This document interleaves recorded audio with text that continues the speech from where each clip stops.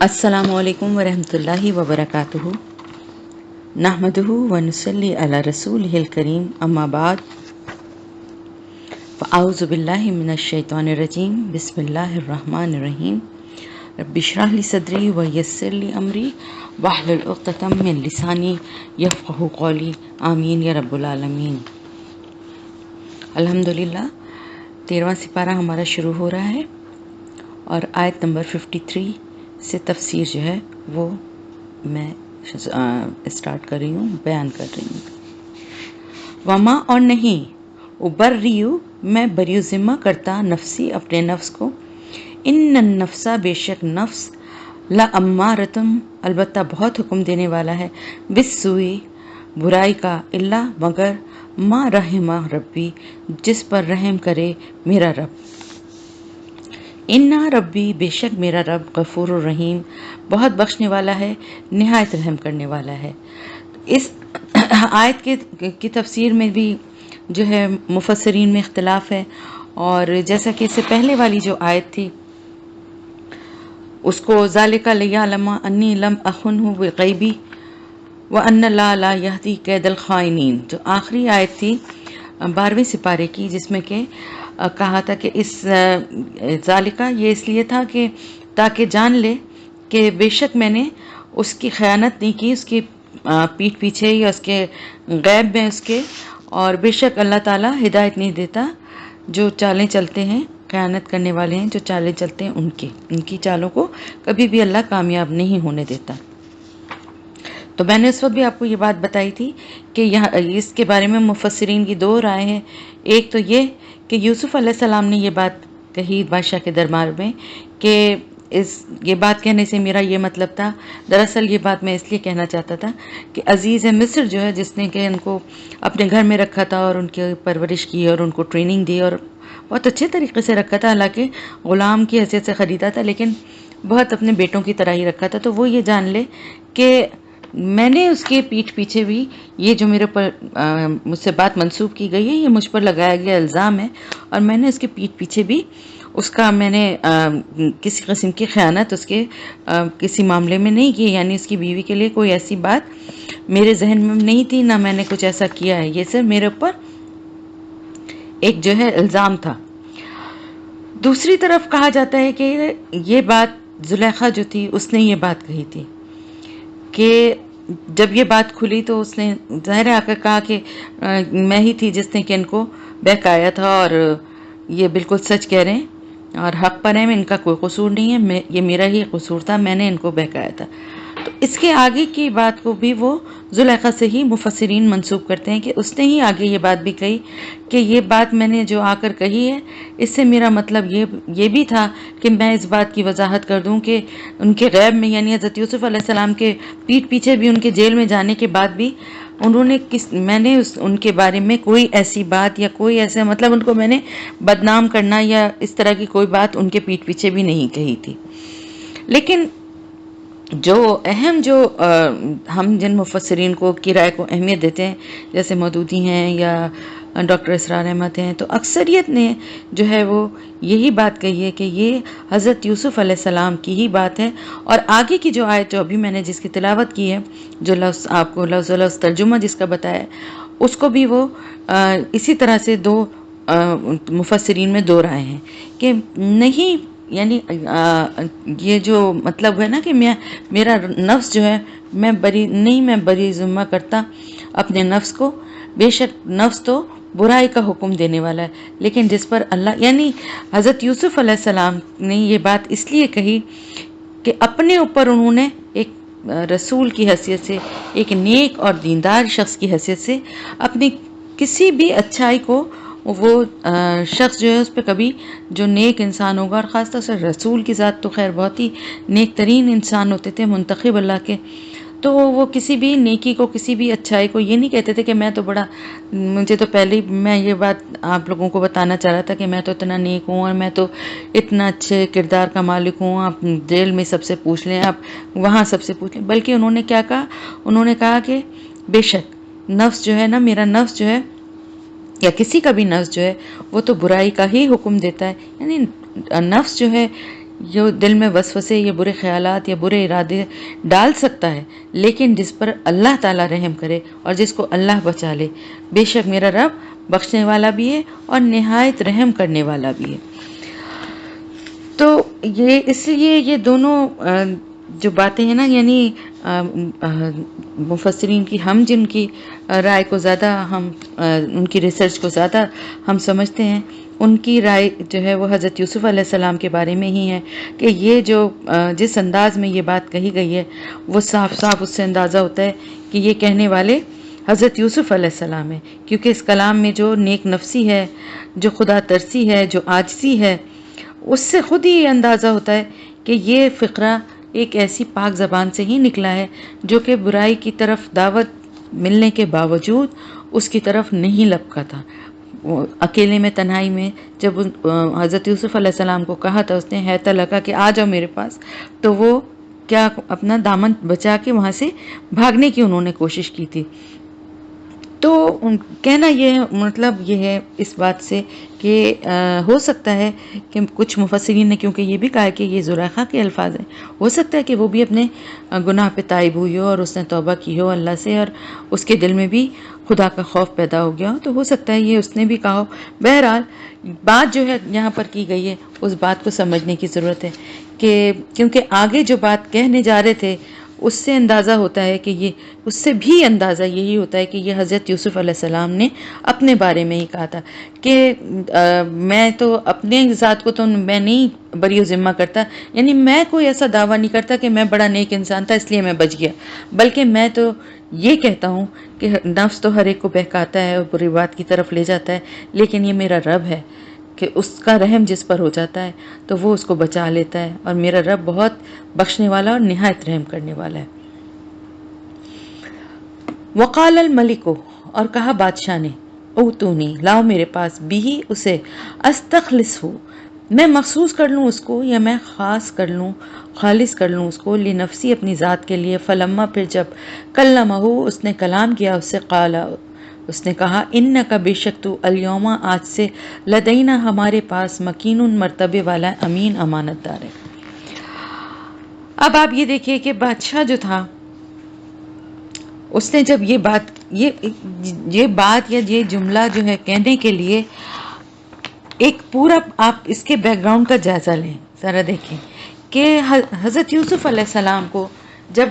خواب کی تعبیر کے لیے بلایا گیا، بتانے کے لیے بلایا گیا، تو آپ فوراً دوڑے دوڑے نہیں گئے، حالانکہ آپ اتنے برسوں سے بے گناہ قید تھے، تو آپ کا دل تو یہی چاہ رہا ہوگا کہ بادشاہ کے بلاوے پہ فوراً نکل جائیں۔ 8-9 سال کی قید کسی کو بے گناہ کو ملی ہوئی ہو اور وہ قید میں پڑا ہوا ہو، اور اس کے بعد اس کو بادشاہ کی طرف سے بلاوا ملے کہ قید سے نکل کر آنے کا، لیکن انہوں نے اس موقع پر بھی بڑے صبر و تحمل سے اور حوصلے سے کام لیا، اور اپنی رہائی کو قبول کرنے کے لیے بادشاہ وقت کو ایک شرط پیش کر دی۔ جب انہوں نے جو شرط پیش کی، جو بات کی، اس سے تو اور زیادہ لوگ جو تھے وہ ان کے گرویدہ ہو گئے، خاص طور سے بادشاہ بہت متاثر ہوا کہ ایک شخص اتنے عرصے سے جیل میں بے گناہ قید ہے،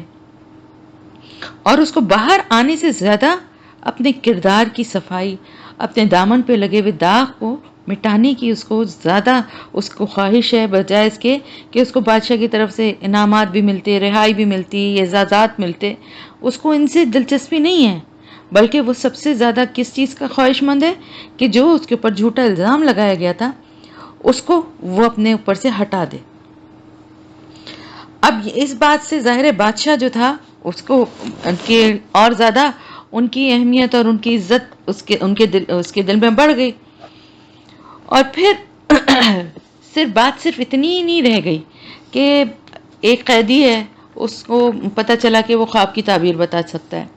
بادشاہ نے کسی کو بھیج کے تعبیر پوچھی، اس نے تعبیر بتا دی، اس قیدی کو بادشاہ جیل سے نکلواتا، اس کو انعام و کرام دیتا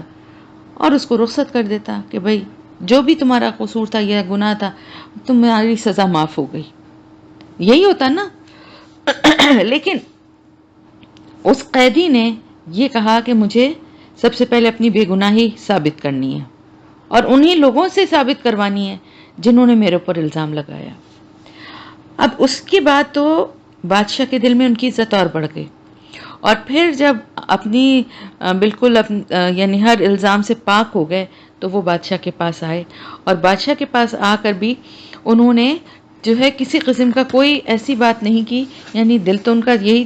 ظاہر ہے کہ جس جو قید سے نکلا اس کا دل تو یہی چاہ رہا ہوگا کہ فوراً وہ نکلے اور بہت شکریہ آپ کا کہ آپ نے مجھے میرے حال پہ یہ رحم کیا اور مجھے یہاں سے نکالا، لیکن وہ ایک پیغمبر تھے اور ان کو پتہ تھا یہ سب کچھ کروانے والی ذات اللہ کی ہے، تو شکر گزاری بھی اللہ کی ہے، تو ایک متانت اور وقار کے ساتھ دربار میں آئے، اور جب ان کی یہ ساری باتیں، ان کا پورا بیک گراؤنڈ پھر بادشاہ نے پوری اور تحقیق بھی کی ہوگی یقیناً، اور پتہ چلا ہوگا کہ کس طرح سے یہ وہاں رہتے تھے عزیز مصر کے پاس، اور کس طرح ان کو ٹریننگ پوری دی گئی تھی، اور یہ معاملات کو سمجھنے والے اور بہت ذہین اور قابل انسان ہیں، اور ان کے اوپر جھوٹا الزام لگایا عورتوں نے، اور ان کو بدکرداری کی طرف ان کو مائل کرنے کی کوشش کی، لیکن یہ ان کے جال سے نکل گئے، تو ان کی قابلیت بھی بادشاہ کو متاثر کی، اور ساتھ ہی ساتھ ان کا کردار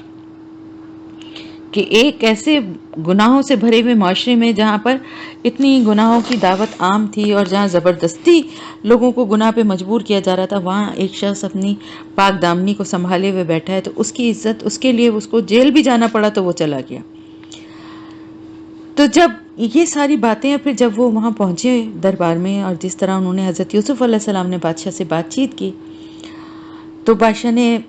یہ سارے معاملات کو دیکھتے ہوئے کہا کہ بھئی آپ اب ہمارے پاس بہت مرتبے والے اور امانت دار ہیں۔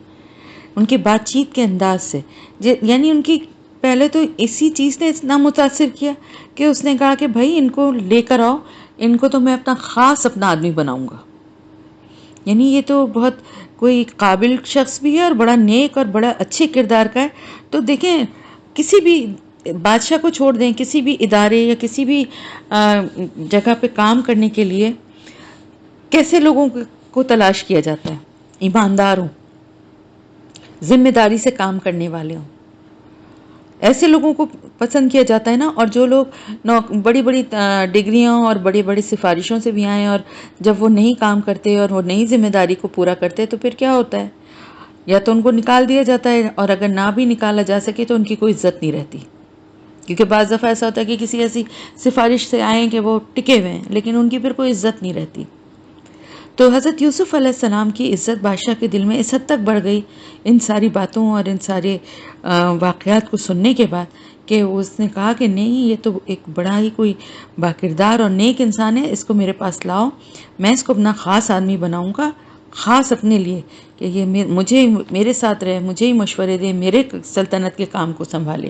اور پھر جب بات چیت کرنے سے جب یوسف علیہ السلام نے جس طرح سے جس انداز میں بات چیت کی، اس سے تو وہ اور زیادہ اس کا دل جو ہے وہ ان کی طرف مائل ہو گیا، اور اس نے کہا کہ آپ تو بہت ہی مرتبے والے اور امانت دار ہیں، آج سے بس آپ یہ سارے معاملات جو ہیں یہ سب کچھ آپ کو سنبھالنے ہیں۔ قالا، اس نے کہا، کس نے؟ حضرت یوسف علیہ السلام نے کہا، اجعلنی، مقرر کر دیجئے مجھے، علی خزائن الارض، زمین کے خزانوں پر، انی، بے شک میں، حفیظ، بہت حفاظت کرنے والا ہوں، علیم، خوب علم رکھنے والا ہوں، کہ مجھے اس ملک کے خزانوں پر مقرر کر دیں۔ حضرت یوسف علیہ السلام نے فرمایا میں حفاظت کرنے والا بھی ہوں اور جاننے والا بھی ہوں۔ حضرت یوسف علیہ السلام دراصل یہ، اب آپ کو یہ بات تھوڑی سی عجیب یہ لگ رہی ہوگی کہ حضرت یوسف علیہ السلام نے خود سے کس طرح سے جا کے بادشاہ سے یہ ڈیمانڈ کی کہ بھئی آپ مجھے سارے اختیارات دے دیں اور آپ اپنے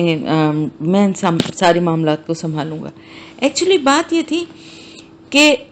یہ جو معاملات تھے نا، خاص طور سے جو خواب کی جو تعبیر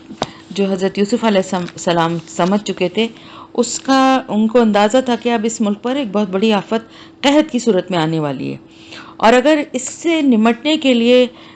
وقت پر کوئی مؤثر اقدام نہ کیے گئے تو نہ صرف یہ کہ مصر ایک خوفناک قحط کی زد میں آ جائے گا، بلکہ آس پاس کے علاقوں میں بھی بہت غذائی کمی اور بہت بھیانک حالات پیدا ہو جائیں گے،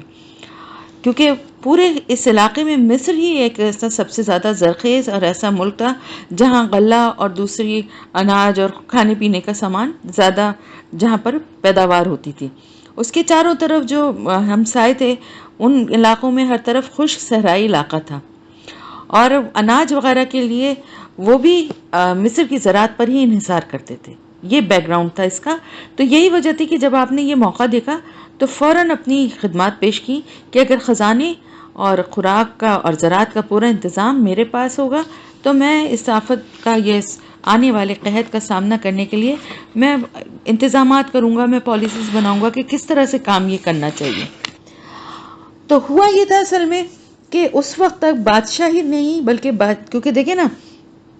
اس خواب کی تعبیر کے لیے ہی بادشاہ نے پورے اپنے سارے دربار کے اور ملک کے جتنے عقل مند اور جتنے سمجھدار اور جو رائے اور مشورہ دینے والے جتنے تھے ان سب کو جمع کیا تھا، لیکن کوئی خواب کو سمجھ ہی نہیں سکا. تو اس کے بعد ان سب کے سامنے ہی حضرت یوسف علیہ السلام نے تعبیر بتائی. پھر بادشاہ کے بلانے پر انہوں نے جس طرح سے ریزسٹ کیا اور کہا کہ میں پہلے اس معاملے کو صاف کرنا چاہتا ہوں. تو نہ صرف یہ کہ بادشاہ بلکہ وہ سارے جو ان کی کونسل تھی یا جو وہ لوگ تھے جو بادشاہ کو مشورہ دیتے تھے وہ بھی، اور اس کے ساتھ ساتھ جو عام عوام تھی ان تک بھی جب یہ ساری باتیں پہنچ چکی تھی نا تو ہر شخص جو ہے وہ ان سے واقف ہو چکا تھا. اور یہ اس بات کا سب کو پتہ چل گیا تھا کہ یہ ایک بہت نیک، امانت دار اور بہت عالی ظرف اور صبر کرنے والے ذہین انسان ہیں. تو ان کے جیسا اور کوئی دوسرا نہیں ہے. تو اب کیا ہوا کہ بادشاہ تو پہلے ہی اس سے اتنا متاثر ہو چکا تھا کہ وہ تو پہلے ہی ان کے آگے سرنڈر کر چکا تھا. اب باقی کے جن لوگوں سے بادشاہ مشورہ کرتا ہے اندازہ یہی ہوتا ہے کہ جب ان سے مشورہ کیا تھا تو وہ ان لوگوں کا وہ بھی یہی چاہتے تھے کہ یہ معاملات جو ہیں وہ حضرت یوسف علیہ السلام جو ہیں وہ سنبھالیں. اور حضرت یوسف علیہ السلام نے یہ اختیارات جو مانگے تھے وہ کیوں مانگے تھے اس کی بھی ایک وجہ ہے. ایسی کوئی بات نہیں تھی کہ وہ یہ چاہتے تھے کہ کسی ملک کے بادشاہ بن جائیں اور بادشاہ بن کے عیش و عشرت میں زندگی گزاریں، بلکہ ایک پیغمبر کا مین کیا کام تھا؟ یہ ساری چیزیں، یہ سارے یعنی قحط سے بچنے کے انتظامات اور یہ سارے تو ساتھ ساتھ چل رہے ہیں، لیکن ایک پیغمبر کا اصل کیا پیغام ہوتا ہے، کیا مقصد ہوتا ہے، کیا کام ہوتا ہے؟ اللہ کے پیغام کو، وحدانیت کو، ایک اللہ کی طرف لوگوں کو بلانا اور شرک سے باز رکھنا. تو وہ پورا معاشرہ مختلف دیوی دیوتاؤں کی پوجا اور سورج کی، اور یعنی وہاں جو بادشاہ تھا وہ بھی اپنے آپ کو سورج کا بیٹا کہتا تھا.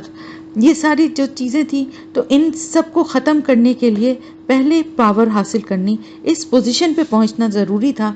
کہ جہاں پر پہنچنے کے بعد ان کی بات کو سنا جائے. تو یہ باتیں جو تھیں اس کی وجہ سے یہ حضرت یوسف علیہ السلام نے بادشاہ سے جو ہے وہ یہ ڈیمانڈ کی تھی کہ یہ سارے خزانے جو ہیں، یعنی یہ تمام معاملات جو زمین کے سارے جو ہیں، ان سب کا ذمہ دار آپ مجھے بنا دیجیے.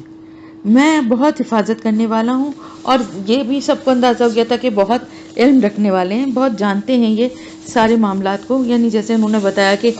گیہوں کی بالیوں میں وہ جو سٹا جو لگا ہوا ہے تو اس کو دانے نہ نکالیں تو وہ دانے خراب نہیں ہوں گے، نہ کیڑا کھائے گا اور وہ محفوظ رہیں گے. تو یہ بات اسی سے اندازہ ہو گیا ان کی معاملہ فہمی کا کہ یہ کتنا ان کو نالج ہے اور یہ کس طرح سے ذمہ داری سے حفاظت کر سکتے ہیں تمام معاملات کی. وَكَذَلِكَ مَكَّنَّا، اور اسی طرح اقتدار دیا ہم نے یوسف کو فی الارض، زمین میں، یتبوأ، ٹھکانہ بنائے وہ، منہا اس میں، حیث یشاء، جہاں وہ چاہے، نصیب، ہم پہنچاتے ہیں، برحمتنا، اپنی رحمت کو، من نشاء، جسے ہم چاہتے ہیں، ولا نضیع، اور نہیں ہم ضائع کرتے، اجر المحسنین، اجر احسان کرنے والوں کا یا اجر محسنین کا. ٹھیک ہے. تو اصل میں جو حضرت یوسف علیہ السلام کو جو اختیارات دیے گئے تھے، تھوڑی سی میں اس کے بارے میں بھی بتاؤں کہ ان کو اصل میں ان کو اختیارات کیا دیے گئے تھے. اصل میں لوگ یہ سمجھتے ہیں کہ شاید صرف غلے کی تقسیم یا غلے کے معاملات کو دیکھنا اور سنبھالنا اور اس کی حفاظت کرنے کا صرف ان کو اختیار دیا گیا تھا. یعنی کوئی جیسے کہتے ہیں نا وزیر خزانہ یا وزیر زراعت، کچھ ایسا. لیکن قرآن میں، بائبل میں، تورات میں، تینوں کتابوں میں متفقہ طور پر یہ شہادت موجود ہے کہ حضرت یوسف علیہ السلام کو باقاعدہ سلطنت مصر کا بادشاہ، مختار کل بنایا گیا تھا، اور ملک کے تمام اختیارات ان کے ہاتھ میں دے دیے گئے تھے. قرآن کی ہی زبان میں آگے اب جب پڑھیں گے کہ جب حضرت یعقوب علیہ السلام مصر پہنچے تو اس وقت حضرت یوسف علیہ السلام تخت پر بیٹھے ہوئے تھے، اور حضرت یوسف علیہ السلام کی اپنی زبان سے نکلا ہوا یہ فقرہ بھی قرآن میں موجود ہے کہ اے میرے رب تو نے مجھے بادشاہی عطا کی. آگے جیسا آئے گا معاملہ. اور اسی طرح پیالے کی چوری کے موقع پر سرکاری ملازم جو ہیں وہ حضرت یوسف علیہ السلام کے بھائیوں سے کیا کہتے ہیں کہ آپ کے سامان میں بادشاہ کا پیالہ آ گیا ہے، یعنی حضرت یوسف علیہ السلام کا. اور اللہ تعالیٰ مصر پر ان کے اقتدار کی کیفیت اس طرح سے بیان فرما رہا ہے کہ ساری کی ساری سرزمین مصر ان کی تھی. اور بائبل میں بھی یہ بات موجود ہے، کیونکہ دیکھیں نا، یہ تبوّؤ منہا حیث یشاؤ، جہاں کہیں ٹھکانہ بنانا چاہیں بنائیں، یعنی پورے کا پورا ان کے ہاتھ میں، ان کے اختیار میں تھا. اور بائبل میں کیا الفاظ میں موجود ہے کہ بادشاہ نے یوسف علیہ السلام سے کہا کہ تو میرے گھر کا مختار ہوگا اور میری ساری رعایت تیرے حکم پر چلے گی، فقط تخت کا مالک ہونے کی وجہ سے میں تجھ سے بزرگ تر ہوں گا، اور دیکھ میں تجھے سارے ملک مصر کا حاکم بناتا ہوں، اور تیرے حکم کے بغیر کوئی آدمی اس سارے ملک میں اپنا ہاتھ یا پاؤں ہلانے نہ پائے گا. اور اس طرح سے بادشاہ نے یوسف کا نام دفنات فنیا، دنیا کا نجات دہندہ رکھا. یہ بائبل کے الفاظ ہیں. اور تورات میں جو ہیں وہ الفاظ اس طرح سے ہیں کہ یوسف علیہ السلام کے بھائی جب مصر سے واپس جاتے ہیں تو اپنے والد سے حاکم مصر کے بارے میں تعریف کرتے ہوئے کہتے ہیں کہ اپنے ملک کے باشندوں پر اس کا اقتدار سب سے بالا ہے، اس کے حکم پر وہ نکلتے ہیں اور اسی کے حکم پر وہ داخل ہوتے ہیں، اور اس کی زبان سارے ملک پر فرما روائی کرتی ہے، کسی معاملے میں فرعون کے اذن کی ضرورت نہیں ہوتی. اس سے کیا پتہ چلتا ہے کہ اختیار کل جو ہے وہ کس کے ہاتھ میں تھا؟ حضرت یوسف علیہ السلام کا. اب اصل جو بات ہے جو میں آپ کو بتانا چاہ رہی ہوں کہ یہ اختیارات حضرت یوسف علیہ السلام نے کیوں مانگے تھے؟ اس لیے کہ ایک پیغمبر کی ذمہ داری کو پورا کرنے کے لیے، ایک کافر حکومت کے نظام کو بدلنے کے لیے، کہ اس کے کافرانہ اصول و قوانین جو ہیں ان کو چینج کرنے کے لیے پہلے ملک کا اقتدار اپنے ہاتھ میں لینا پڑے گا نا. اس کے بعد پھر اس کی وہاں کے جو تہذیب و تمدن اور جو دین ہے اور جو معاملات ہیں ان کو اسلام کے مطابق اٹھا لیں گے. تو حضرت یوسف علیہ السلام نے جو یہ بات کہی کہ اجعلنی علی خزائن الارض، تو اس سے ان کی غرض اور مقصد صرف اور صرف یہ تھا کہ ان کو اللہ تعالیٰ کے جو احکامات ہیں ان کو جاری کرنے، حق قائم کرنے، عدل پھیلانے کا موقع مل جائے، اور وہ اس کام کو انجام دینے کی طاقت حاصل کر لیں جس کے لیے انبیاء دنیا میں بھیجے جاتے ہیں. گویا کہ انہوں نے بادشاہی کی محبت اور دنیا کے لالچ میں یہ مطالبہ نہیں کیا تھا، بلکہ یہ جانتے ہوئے کیا تھا کہ کوئی دوسرا شخص ان کے سوا ایسا نہیں ہے جو اس کام کو انجام دے سکے. تو اب آپ کو سمجھ میں آ گئی یہ بات بہت اچھی طرح سے، کیونکہ ایک پیغمبر جو ہے اس کی نظر اور اس کی نیت کبھی بھی دولت اور حکومت اور اختیارات کے لیے اس طرح سے نہیں چاہتی کہ وہ بادشاہ بن کے بیٹھنا نہیں چاہتا، بلکہ اگر وہ اختیارات چاہتا ہے، اگر وہ حکومت چاہتا ہے تو اس لیے کہ اس کے بعد اس کے پاس اتنی پاور ہو کہ وہ اپنے جو بھی دین کے معاملات ہیں ان کو لوگوں تک پھیلانے میں اور قوانین میں تبدیلی بھی دیکھیں نا، جو ان کے اپنے جو مشرکانہ عقائد اور اس کے حساب سے جو قوانین تھے ان کو دین کے اسلام کے حساب سے ان کو چینج کرنے کے لیے اتنا پاور میں ہونا چاہیے تھا نا، جبھی تو ہو سکتا تھا. کیونکہ آپ اس سے بھی اندازہ لگائیں کہ دیکھیں قید خانے تک میں وہ اپنی پیغمبر جو ان کو پیغمبرانہ جو ان کو رسپانسبلٹی ذمہ داری دی گئی تھی اس کو پورا کرنے کی پوری کوشش کرتے رہے، جو بھی ان کو موقع ملتا تھا. یہاں تک کہ جو ان سے خواب کی تعبیر پوچھنا ہے ان کو بھی ایک اللہ کی طرف انہوں نے اپنی باتوں سے ان کو بتانے کی کوشش کی کہ ایک رب زیادہ بہتر ہے، یا بہت سارے رب جن کی تم اپنی طرف سے جن کی کوئی تعویل نہیں ہے، تم نے اپنی طرف سے ان کے نام بنا لیے وہ زیادہ بہتر ہیں. تو مطلب یہ کہ یہ ساری باتیں جو ہیں بتانے کا مختصراً مطلب یہ ہے کہ ساری سرزمین مصر اب ان کی تھی، اور وہاں پر اب کوئی بھی ایسی جگہ نہیں تھی کہ جس کو وہ کہیں کہ یہ میری نہیں ہے، اور کہیں پہ بھی جانے سے ان کو روکا نہیں جا سکتا تھا. تو اس آیت کی جو ایگزیکٹ تفسیر جو مفسرین نے بیان کی ہے وہ یہی ہے کہ ہم نے یوسف کو، اللہ تعالیٰ فرما رہے ہیں کہ ہم نے یوسف علیہ السلام کو ان سب چیزوں کا مالک بنا دیا جو مصر میں تھیں، اور وہ دنیا کے اس حصے میں یعنی مصر میں وہ جو کچھ چاہتا تھا کر سکتا تھا، وہ سرزمین اس کے حوالے کر دی گئی تھی، اور حتیٰ یہ کہ اگر وہ چاہتا کہ فرعون کو اپنے زیر دست کر لے اور خود اس سے بالا تر ہو جائے تو یہ بھی کر سکتا تھا۔ اور دوسرا قول علامہ موصوف نے مجاہد کا نقل کیا ہے،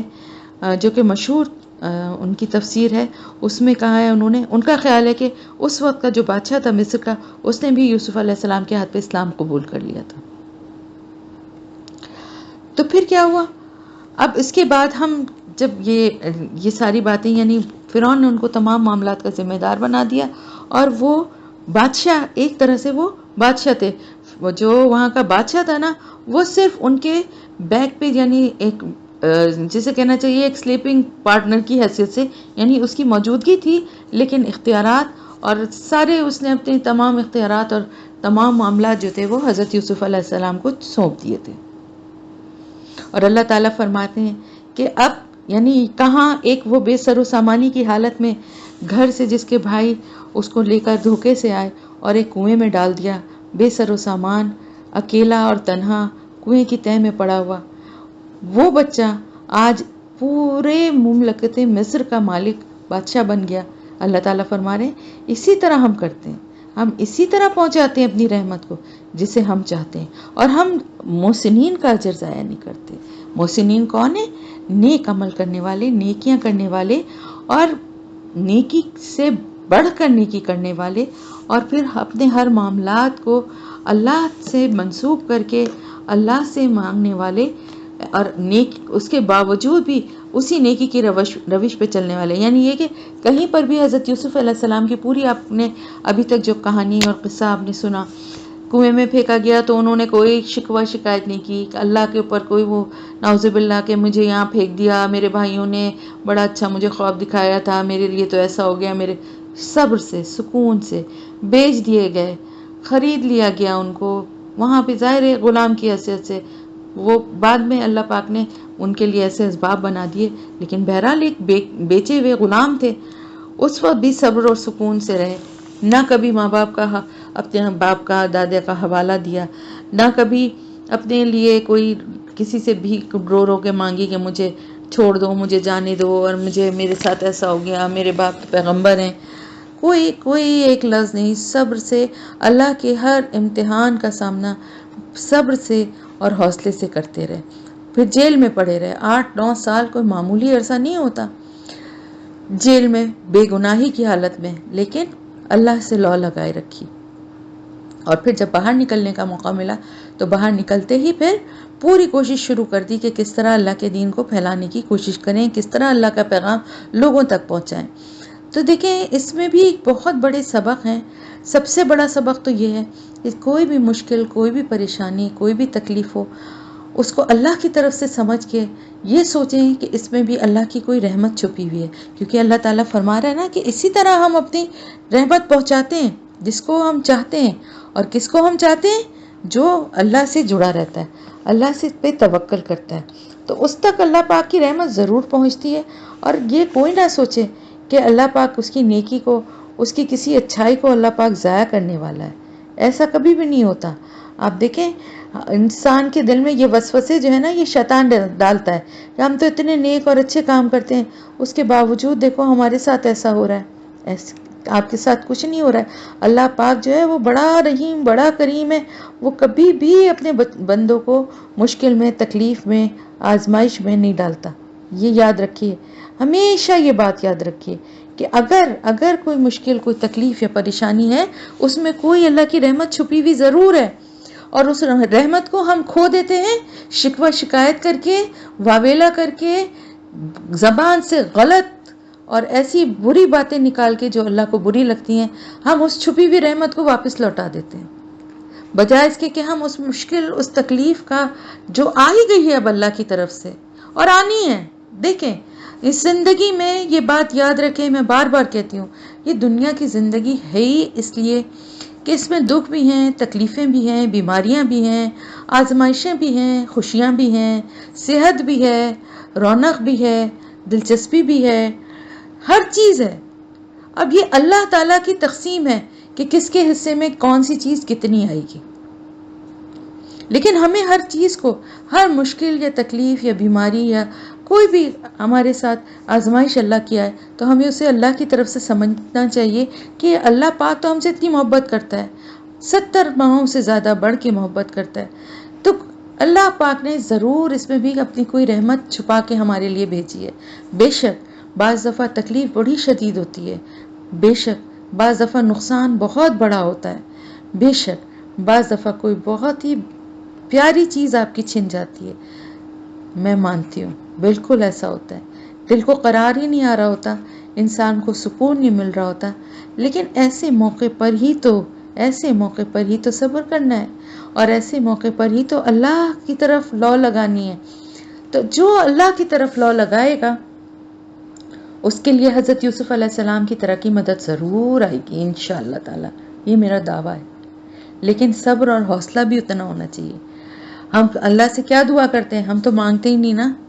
اس لیے کہ ہم کمزور ہیں، ہم کہتے ہیں اللہ تو ہمیں کسی آزمائش میں ڈال نہیں نا، ہم بہت کمزور ہیں، پتہ نہیں ہم اس میں کیسے ریئیکٹ کریں گے، تو ہمیں ڈال ہی نا۔ لیکن آزمائش کا مطلب کوئی بہت بڑا امتحان نہیں ہے، چھوٹی چھوٹی چیزوں سے بھی آزمائش ہوتی ہے، بیماری میں بھی آزمائش ہوتی ہے کہ بیماری میں کیا کر رہے ہیں، اللہ کا ذکر کر رہے ہیں، اللہ سے دعا کر رہے ہیں، یا ہائے ہائے کر کے کوئی شکوہ اور کوئی بری بات منہ سے نکال رہے ہیں۔ چھوٹی موٹی پریشانیاں، تکلیفیں جو بھی آتی ہیں، اللہ سے کی طرف رجوع کریں، اللہ کی طرف رجوع کریں، اللہ سے لو لگائیں، ہر بات اور ہر معاملے کے لیے اللہ پہ چھوڑ دیں۔ بہت کہنا آسان ہے، کرنا بہت مشکل ہے، مجھے پتہ ہے، تو اللہ سے دعا یہی ہے کہ اللہ پاک ہمیں کہنے سے زیادہ عمل کرنے والا بنائے، آمین یا رب العالمین۔ تو حضرت یوسف علیہ السلام کی زندگی کہاں سے کہاں اللہ پاک نے پہنچا دی، اور باقی آگے جو ہے وہ اب ان کے بھائیوں کا ذکر آ رہا ہے، لیکن میں تھوڑا سا آپ کو بتاؤں کہ ہوا کیا اس کے بعد۔ ہوا اس کے بعد یہ کہ حضرت یوسف علیہ السلام نے یہ سارے معاملات اپنے ہاتھ میں لے لیے، اور لینے کے بعد انہوں نے کیا کیا، بڑے بڑے یعنی اسی لیے انہوں نے تمام معاملات اپنے ہاتھ میں لینے کا کہ اختیارات بادشاہ سے مانگے تھے نا، کہ ایک ایک چیز کو بادشاہ سے جا کے اپروو کروائیں کہ میں یہ کروانا جا رہا ہوں، ذرا آپ اس کی اجازت دے دیجئے، اس کے لیے خزانے سے مجھے اتنے پیسے چاہیے، اس کی اجازت دے دیجئے، پھر وہاں جا کے خزانے سے پیسے نکلوانے کے لیے اس کے پاس لیٹر لے کر جائیں۔ تو اب تو بادشاہ تھے یہ خود ہی، ہر چیز ان کے ہاتھ میں تھی، تو حضرت یوسف علیہ السلام نے ایک بڑی پلاننگ کے ساتھ بڑے بڑے گودام بنوائے، بہت بڑے بڑے کوٹریاں جیسے غلہ رکھنے کی ہوتی ہے نا، وہ بہت بڑی بڑی بنوائیں، اور جو فصل 7 سال تک جو ہوتی رہی اس میں سے کیا کرتے تھے،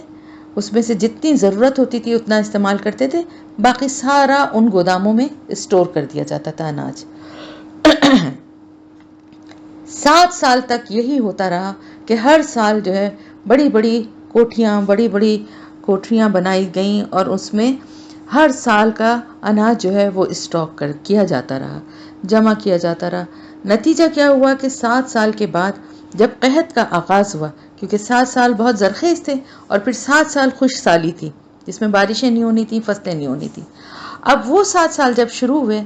تو سفیشینٹ، بہت اچھا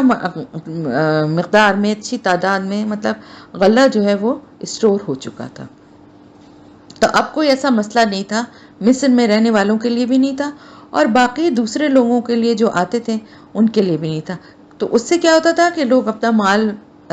مطلب ایک طرح سے گورنمنٹ اور اسٹرانگ ہوتی ہے نا، غلہ کوئی فری میں تو نہیں لوگ لے کے جاتے تھے، لوگ پیسے دیتے تھے اور غلہ لے کے جاتے تھے۔ تو ان خوش سالی کے دنوں میں بھی جو سلطنت کے معاملات تو ظاہر پیسے سے ہی چلتے ہیں نا، تو معاملات جو ہیں وہ رکے نہیں۔ یہ ایک بہت بڑی پلاننگ تھی جو کہ حضرت یوسف علیہ السلام نے پہلے سے، اللہ تعالیٰ نے ان کو اتنی صلاحیت دی تھی کہ انہوں نے یہ سب پلان کیا، کیونکہ دیکھیے 7 سال تک جب خوب اچھی فصلیں ہو رہی ہیں تو استعمال بھی ہو رہی ہیں، بیچی بھی جا رہی ہیں، دولت بھی آ رہی ہے، سلطنت کے تمام معاملات، کام، فوجوں کے اور ہر اس کے خرچے بھی چل رہے ہیں، اب حضرت یوسف علیہ السلام کی ایک اور معاملہ فہمی. اب ظاہر ہے کیونکہ ہوا یہ تھا کہ اب جب یہ قحط کی جو کیفیت تھی یہ صرف مصر میں نہیں تھی، جیسے کہ میں نے پہلے بھی بتایا کہ زیادہ تر علاقے اتنے زرخیز نہیں تھے، لیکن پھر بھی شام، فلسطین، اردن، شمالی عرب، یہ سارے علاقے جو آس پاس تھے یہاں بھی فصلیں ہوا کرتی تھیں، لیکن اب اتنی خوش سالی بارشیں ہوئی نہیں تو وہاں پر بھی قحط پڑ گیا. اب ان حالات میں حضرت یوسف علیہ السلام نے جو پلاننگ کی تھی اور جس طرح سے غلے کو اسٹور کیا تھا، تو اس کی وجہ سے صرف مصر ہی اب ایک وہ ملک رہ گیا تھا کہ جہاں پر قحط کے باوجود غلہ جو تھا وہ افراط میں موجود تھا. اور اب ہمسائے ممالک جو تھے وہ بھی مجبور ہو گئے وہاں کے لوگ کہ وہ غلہ حاصل کرنے کے لیے مصر کی طرف آئیں. اچھا، اب یہی وہ موقع تھا کہ جس وقت نا یعنی فلسطین کا جو علاقہ تھا جہاں پہ حضرت یعقوب علیہ السلام اور حضرت یوسف علیہ السلام کے بھائی رہتے تھے، وہاں پر بھی قحط پڑ گیا تھا. تو اب یہ وہ موقع تھا کہ ہر جگہ سے جو لوگ ہیں نا وہ آتے تھے غلہ لینے کے لیے، اور وہاں سے مصر سے لے کے جاتے تھے، کیونکہ جو اسٹور کیا تھا نا حضرت یوسف علیہ السلام نے جتنی اچھی پلاننگ کے ساتھ کیا تھا کہ جو وہ زرخیز جو 7 سال تھے نا ان میں پیداوار کئی گنا زیادہ ہوئی تھی، اور زیادہ انہوں نے جو ایریا تھا اس پہ انہوں نے کاشت اور زراعت کروائی تھی، اور فصل بھی خوب زبردست ہوئی کیونکہ بارشیں وقت بھی ہوئیں اور بہت خوشحالی والی وہ ایک وہ فیز تھا. تو غلہ بھی خوب ہوا اور اس کو اسٹور بھی خوب کیا گیا. تو اب اس وجہ سے جو دوسرے لوگ بھی تھے، دوسرے ملکوں سے جو لوگ آتے تھے ان کو بھی غلہ دیا جاتا تھا. لیکن اب ایک ایسی سچویشن تھی نا کہ ایک غیر معمولی سچویشن تھی، اور یہ 7 سال تک رہنے والی تھی، 1-2 دن کی بات تو نہیں تھی. تو حضرت یوسف علیہ السلام نے پھر ایک راشن جو ہے نا راشن بندی جو ہے وہ کروا دی کہ جیسے آپ نے سنا ہوگا کبھی کہ جنگ کے زمانے میں یا کبھی اس میں نا راشن کارڈز بنتے ہیں. میں عراق میں رہی ہوں تو وہاں پر جنگ کے بعد جو ہے نا تو وہاں پر راشن کارڈز دیے جاتے تھے جس میں چیزوں کی کوانٹٹی لکھی ہوتی تھی کہ ایک شخص کو 1 مہینے میں کتنی چینی مل سکتی ہے، ایک شخص کو کتنا آٹا مل سکتا ہے. تو وہ راشن کارڈ لے کے جاتے تھے. یعنی ویسی چیزیں ہیں جو تھی ان کی اویلیبلٹی بہت زیادہ کم تھی اور قیمتیں بہت زیادہ تھی. تو جو لوکلز تھے اسپیشلی ہم لوگ تو جو باہر سے آنے والے لوگ ہوتے تھے ان کے لیے نہیں ہوتا تھا، وہ لوگ تو ظاہر مہنگائی خریدیں، ہمارے لیے نہیں، لیکن جو وہاں کے اپنے رہنے والے لوگ تھے ان کے لیے راشن کارڈز ہوتے تھے، اور ان کارڈز پہ ان کو مطلب الاؤ ہوتا تھا کہ پر پرسن جو ہے وہ کتنا چاول، آٹا، چینی، اسی طرح گھر کی ضرورت کی مکھن اور انڈے اور بہت ساری چیزیں تھیں جن کی راشننگ ہو رہی تھی کیونکہ جنگ کے بعد حالات اتنے اچھے نہیں رہے تھے. تو اسی طرح سے حضرت یوسف علیہ السلام نے بھی ایک راشن کارڈ کا سسٹم یا ایک راشن بندی کر دی کہ اس کا ایک نظام کے تحت اس میں یہ تھا کہ ایک فرد کو، ایک خاندان کے ایک فرد کو اس قدر غلہ اتنا دیا جاتا تھا جو ایک اونٹ پر آ سکے، اور پھر قیمت بھی بہت اتنی مناسب ان سے وصول کی جاتی تھی کہ جو آسانی سے دے سکیں وہ. تو ایسے ہی ایک قافلے میں حضرت یوسف علیہ السلام کے 10 بھائی وہ بھی اپنا غلہ لینے کے لیے مصر پہنچ گئے، لیکن ان کے ساتھ حضرت یوسف علیہ السلام کے جو سگے یعنی ایک ہی ماں سے جو 2 بھائی تھے نا حضرت یوسف علیہ السلام اور بنیامین، تو وہ بنیامین جو تھے وہ نہیں آئے تھے ان کے ساتھ. اس سے کہ حضرت یوسف علیہ السلام کے اس طرح سے چلے جانے کے بعد حضرت یعقوب علیہ السلام اب بنیامین کو بہت اور زیادہ اپنے سے قریب رکھتے تھے، اور کسی بھی طرح کسی بھی صورت میں ان کو کسی کے ساتھ بھیجنے پر تیار نہیں ہوتے تھے. تو آئیں اب آگے کا ہم پڑھتے ہیں تاکہ جس سے ہمیں پتہ چلے کہ آگے پھر کس طرح سے ہوا. وَجَاءَ اِخْوَتُ، اور آئے بھائی، یوسف کے، فَدَخَلُوا، پھر وہ داخل ہوئے، علیہ، اس پر، فَعَرَفَهُمْ، پس اس نے پہچان لیا انہیں، وَهُمْ، اور وہ، لَهُ مُنْکِرُونَ، اس کے لیے نہ پہچاننے والے تھے، انکار کرنے والے تھے، یعنی نہ پہچاننے والے تھے. اب آپ یہ دیکھیں کہ وہی والی بات ہو گئی نا کہ جو اللہ تعالیٰ نے اس وقت کنویں میں حضرت یوسف علیہ السلام کے دل پہ القا کی تھی کہ جب ان کے بھائیوں نے ان کو کنویں میں پھینکا تھا تو اللہ تعالیٰ نے ان کو وحی کیا کی تھی جس سے ان کے دل کو حوصلہ دلانے کے لیے، ان کا حوصلہ بڑھانے کے لیے کہ ایک وقت ایسا ہوگا کہ یہ سب تمہارے سامنے حاضر ہوں گے اور تمہیں پہچانیں گے نہیں۔ یہ بات اللہ تعالیٰ نے اس وقت حضرت یوسف علیہ السلام کو بتائی تھی، جس سے کہ ان کو یہ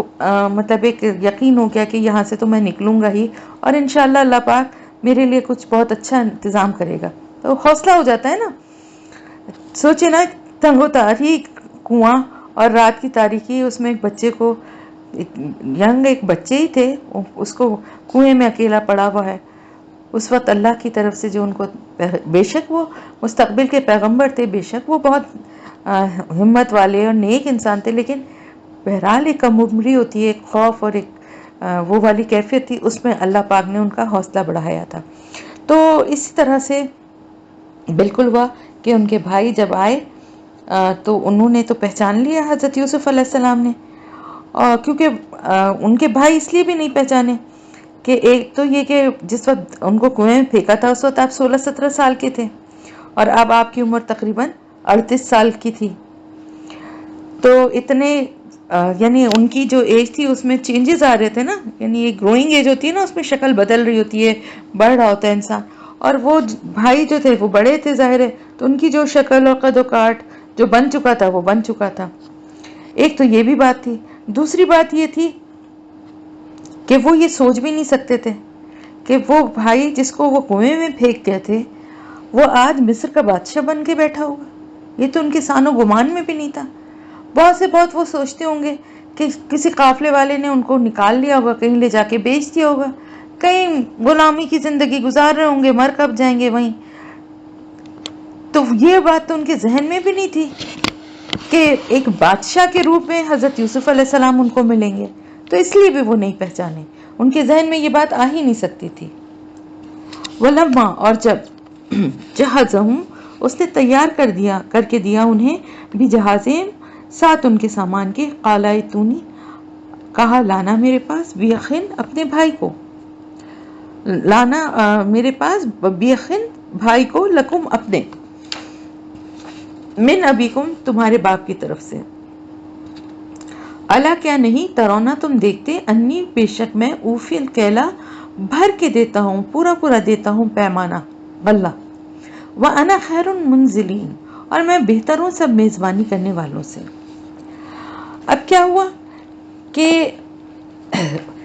انہوں نے اپنے بھائیوں کو سے یہ، جیسے کہ میں نے آپ کو بتایا نا کہ راشننگ ہو رہی تھی اور جتنے لوگ آتے تھے ان کو اسی حساب سے پر پرسن جو ہے وہ غلہ دیا جاتا تھا۔ اب سوال یہ ہے کہ حضرت یوسف علیہ السلام اپنی شخصیت تو نہیں ابھی ان پہ ظاہر کرنا چاہتے تھے، تو پھر ان کی سوتیلے بھائی کا ذکر کس طرح سے کیا انہوں نے، کیسے، جو ان کا تو سگا تھا لیکن ان کے بھائیوں کے لیے سوتیلا تھا، تو ان کو یہ کیوں، مطلب یہ خطرہ نہیں ہوا کہ میں اتنا اصرار کروں گا تو کہیں یہ لوگ مجھے پہچان نہ لیں، اور کہ میں ان کو، اگر میں ان سے کہہ رہا ہوں کہ اپنے بھائی کو کیوں نہیں لائے تو یہ ان کو کہیں یہ نہ ہو کہ ان کو کیسے پتا کہ بھائی ہے۔ ان باتوں کا جواب یہ ہے کہ میں نے جیسا کہ آپ کو بتایا، اگر اس بات پہ ہم تھوڑا سا غور کریں کہ انہوں نے کیا کیا ہوا تھا، راشننگ کی ہوئی تھی، ایک آدمی کے کو ایک اونٹ کے برابر بھر کے، جتنا ایک اونٹ پہ غلہ آ سکتا ہے اتنا دیا جا رہا تھا۔ تو سچویشن کچھ ایسی ہوگی، جو گمان ہے کہ جب وہ غلہ لے رہے ہوں گے بھائی، تو انہوں نے یہ سوچا ہوگا کہ بھئی ہمارے بھائی اور باپ کے لیے بھی لے جائیں، تو انہوں نے کہا ہوگا کہ بھئی ہمارے باپ ضعیف ہیں، گھر پر ہیں، ان کے لیے بھی دے دو، اور ایک ہمارا بھائی بھی ہے اس کے لیے بھی دے دو۔ تو اب جب انہوں نے یہ کہا ہوگا تو اس پر حضرت یوسف علیہ السلام نے یہ کہا ہوگا کہ تمہارے والد کے نہ آنے کے لیے تو چلو یہ بات عذر ہے کہ بھئی وہ بوڑھے ہیں اور نابینا ہو گئے ہیں، تو اس لیے چلو ان کے حصے کا تو میں دے دیتا ہوں، لیکن بھائی کے نہ آنے کا کیا سبب ہے؟ کہیں تم ایسا تو نہیں ہے کہ تم جھوٹ بول کے ہم سے ایک یہ فرضی نام بتا رہے ہو کہ میرا باپ ہے اور میرا بھائی ہے اور غلہ حاصل کر کے لے کے جا رہے ہو؟ تو انہوں نے دھوکے سے یہاں سے غلہ زیادہ سے زیادہ لے کے جانے کی کوشش کر رہے ہو۔ تو انہوں نے پھر جواب میں کہا ہوگا کہ بھئی ایسی بات نہیں ہے کہ ہمارے والد جو ہیں وہ ہم پر بھروسہ نہیں کرتے، کچھ اس طرح کی حالات ہو گئے تھے کہ وہ ہمارا سوتیلا بھائی ہے، اس لیے ہمارے والد اس کو ساتھ میں نہیں بھیجتے۔ تو حضرت اس کے جواب میں حضرت یوسف علیہ السلام نے فرمایا ہوگا کہ ٹھیک ہے، تمہاری اس بات پر بھروسہ کر کے اس دفعہ تو تمہیں غلہ دے دیتے ہیں، لیکن اگر آئندہ تم اس کو ساتھ نہ لائے تو تمہارا کوئی اعتبار نہیں رہے گا اور تمہیں یہاں سے کوئی غلہ بھی نہ ملے گا۔ اور پھر ایک طرف یہ دھمکی بھی دی، لیکن ساتھ ہی ان کو ان کے دل کو نرم کرنے کے لیے اپنے احسان اور مہمان نوازی کا بھی حوالہ دیا کہ میں تمہارے ساتھ اتنا اچھا سلوک کر رہا ہوں، اتنی مہمان نوازی اور اتنا تمہارے ساتھ احسان کا میں نے معاملہ کیا ہے کہ تمہارے باپ کے اور تمہارے بھائی کے حصے کا بھی دے رہا ہوں، لیکن یہ کہ اگلی دفعہ تم لے کر آنا۔ اب بات یہ تھی کہ تھے تو انسان نہ، اپنے چھوٹے بھائی کو دیکھنے کے لیے اپنے گھر کے حالات، اب بھائیوں سے تو نہیں پوچھ سکتے تھے نا کہ گھر کا کیا معاملہ ہے، باپ کا کیا حال ہے، انہیں کیا کرتا ہے کہ نہیں کرتا، یہ سب باتیں بھائیوں سے تو نہیں پوچھ سکتے تھے، لیکن دل میں تو ایک ہوک ہوگی نا، ایک تڑپ ہوگی۔ تو یہ ایک سچویشن جو ہے وہ ہمارے سامنے، کیونکہ قرآن میں آگے کی اتنی تفصیل جو ہے وہ نہیں ہے، جو ضروری بات ہے وہی بتائی گئی ہے، لیکن ہم کیونکہ اس کو ایک تسلسل سے ایک قصے کی طرح ہم اس کو پڑھ رہے ہیں تو میں اس بات کی ذرا ساتھ ساتھ آپ کو بتاتی جا رہی ہوں کہ سچویشن کچھ اس طرح کی ہوئی ہوگی۔ یہ میرا ہی نہیں بلکہ میں مفسرین کی رائے جو ہے اسی کو آگے کر رہی ہوں کہ اس ایسی سچویشن میں پھر حضرت یوسف علیہ السلام نے اس طرح سے بات کی ہوگی کہ ایک طرف تو یہ دھمکی دی ہوگی کہ اگر تم اب اس کو لے کر نہیں آئے تو اس کے حصے کا نہیں دوں گا میں غلہ، تو ایک اونٹ بھر کے غلہ جو ہے وہ اچھا خاصا ہوتا،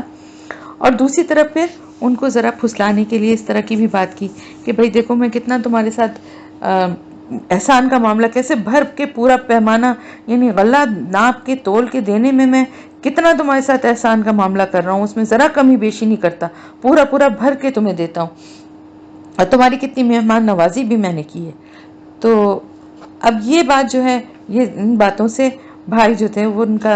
ان کے دل بھی تھوڑے سے وہ ہوئے کہ اب اگلی دفعہ اگر ہم نہیں لائیں گے تو پھر ہمیں اس غلہ نہیں ملے گا بھائی کے اور باپ کے حصے کا۔ فَإِن لَم، پھر اگر لم تاتونی، نہ تم لائے میرے پاس بھی اسے، فلا کیلا، تو نہیں کوئی پیمانہ، لکم تمہارے لیے، اندی میرے پاس، ولا تقربون، اور نہ تم قریب آنا میرے۔ ساتھ ہی ساتھ انہوں نے پھر یہ بھی دھمکی، یہ بھی کہا، انہوں نے کہا کہ دیکھو اب اگر تم اس کو نہیں اگلی دفعہ لے کر آؤ گے میرے پاس تو پھر تم میرے پاس آنا بھی نہیں،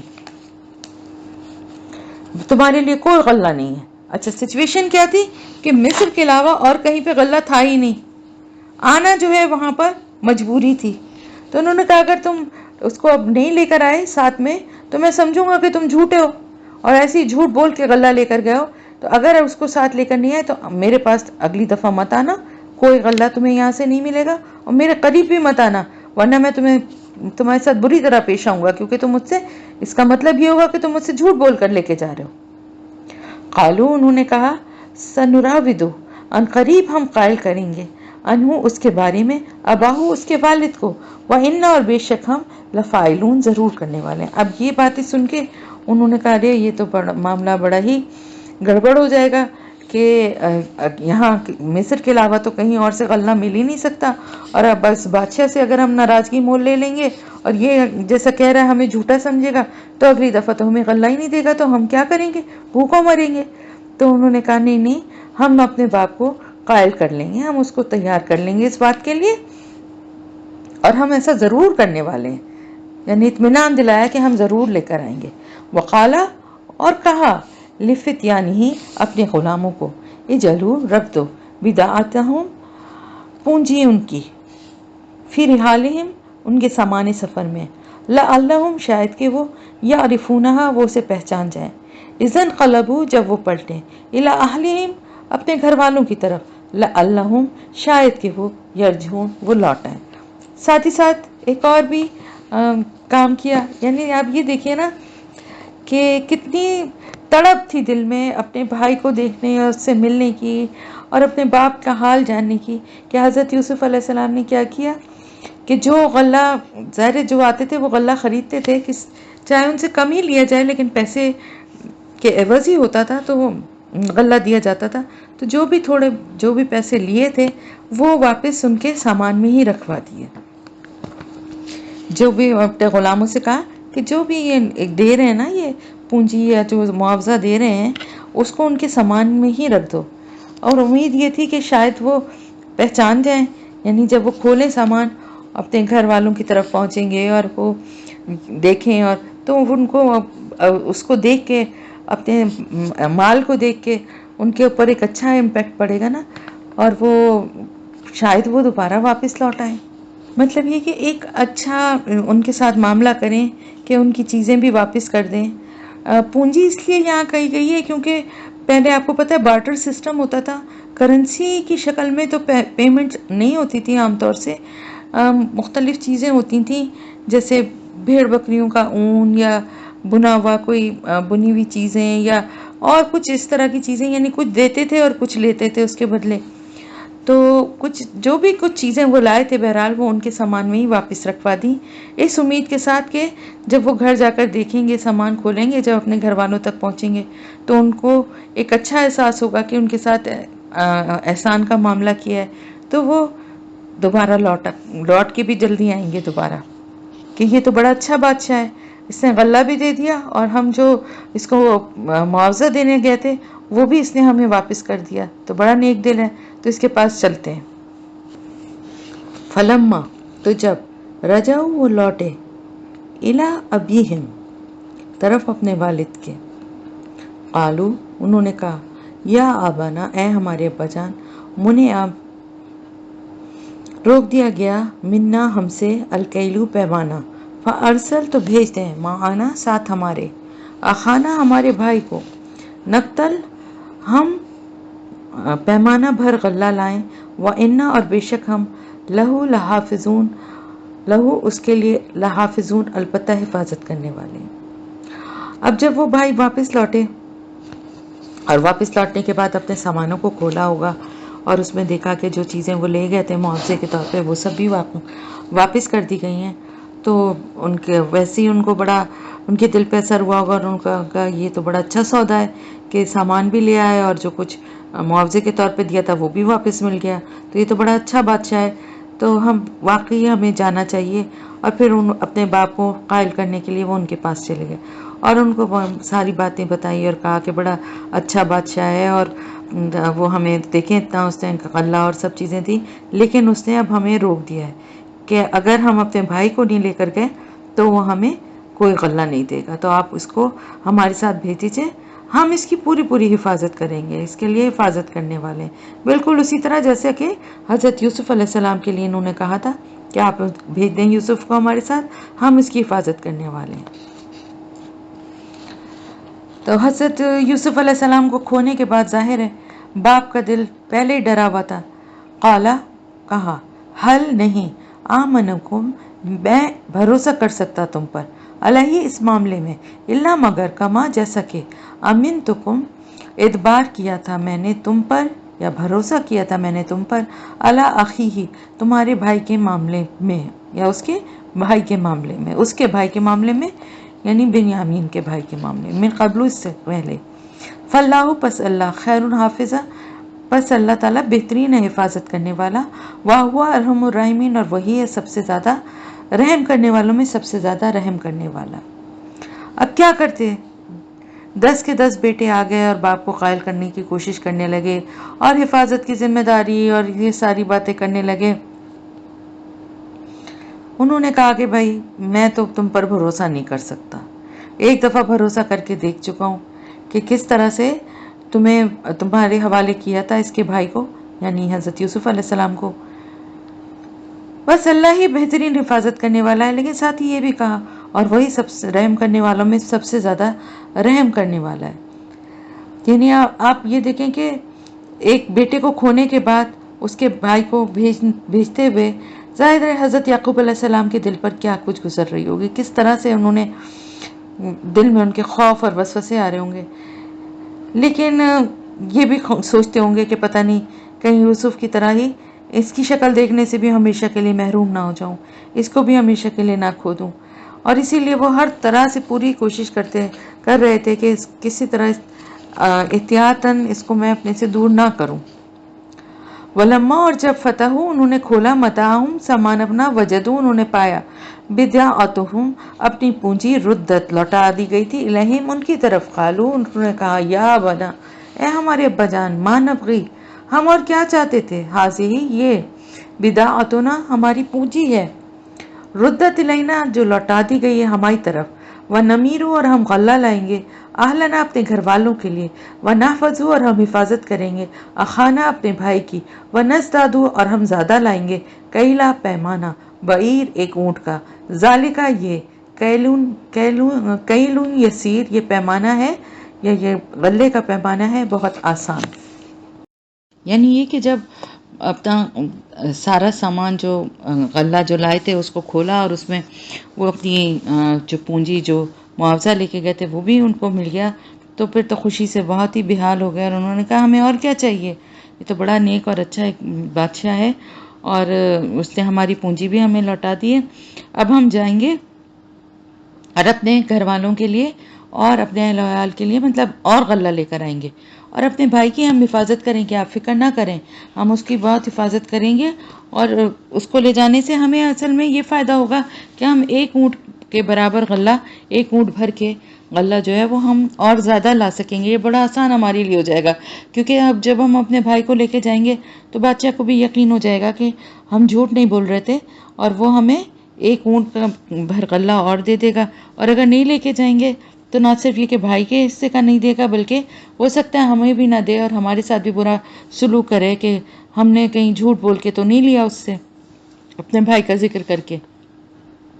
तो हम अपने भाई की हिफाजत का भी उन्होंने ज़िम्मा लिया, खुशी खुशी तैयार हो गए कि भाई कि आप अपने बाप की हर तरह खुशामद करने लगे कि किसी तरह आप भेज दीजिए। देखें, आप खुद सोचें कितना इससे नुकसान है, हमें एक ऊँट के बराबर भर के जो है वो गल्ला हमारा जो है वो नहीं हमें मिलेगा, अगर आप भेज देंगे तो हम ले आएंगे।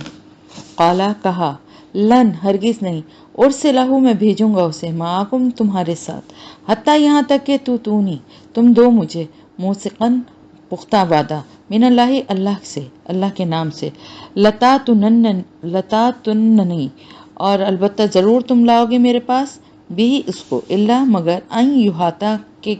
ये कि घेर लिया जाए, बिकुम तुम्हें, फलम्मा फिर जब, आताहु उन्होंने दिया उसे, मौसिक़हुम पुख्ता वादा अपना, क़ाल अल्लाहु कहा उसने कहा कि अल्लाह ताला अला उस पर, माँ जो नकुलू हम कहते हैं, वकील यानी उन्होंने ये कहा। तो अब क्या हुआ, हज़रत याकूब अलैहिस्सलाम का दिल तो बिल्कुल भी नहीं चाह रहा था कि इन